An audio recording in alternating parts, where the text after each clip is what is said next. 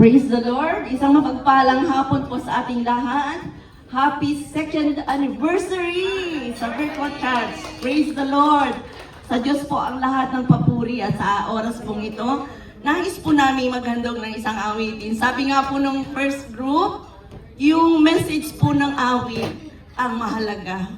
Huwag niyo lang pong tingnan yung aming tinig.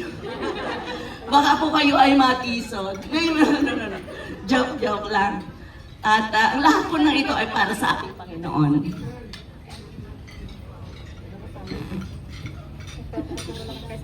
Akin na yung dalawa. Nawala yung audio ko. May nagtanggal dito. Max. Wait lang. Nawala yung audio ko, guys.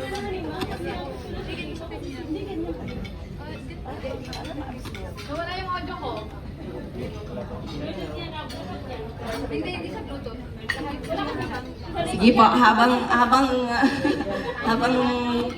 prepare po nila, nais lamang po namin i-share po, ang awit pong ito ay patungkol po sa isang kaibigan, sa mga mahal nating kaibigan, nakasama po natin ngayon, and maging sa mga wala pa.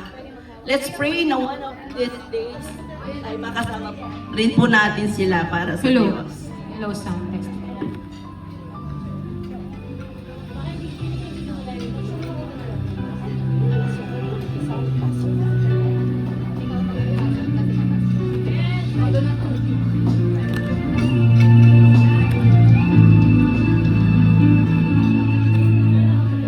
Aking kaibigan, dinggin ang awit, paalaala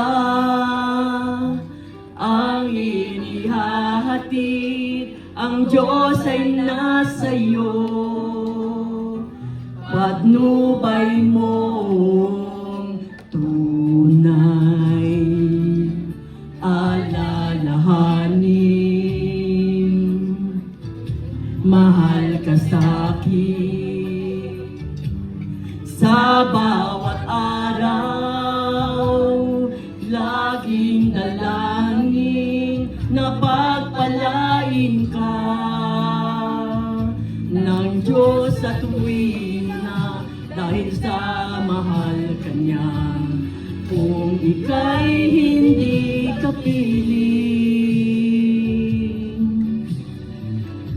kasama ka sa aking dalangin.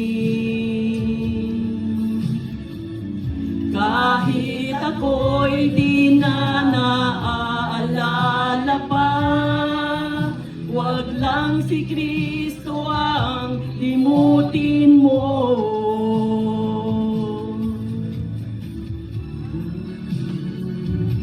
Ang kaibigan ay nagmamahal sa lahat ng panahon. At sa araw sa panahon ng pangangailangan, ang kapatid ang tumutulong. Kawikaan 17, talata 17.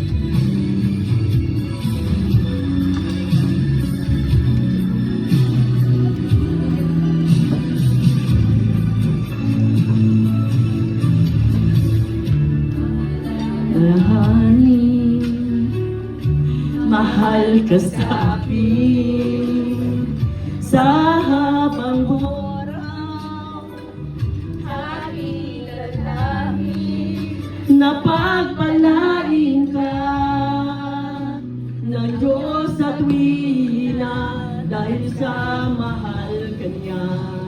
Kung ika'y hindi kapiling,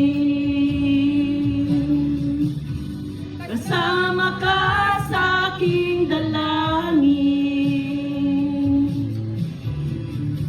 Kahit ako'y di na naaalala pa, wag lang si Kristo ang limutin mo.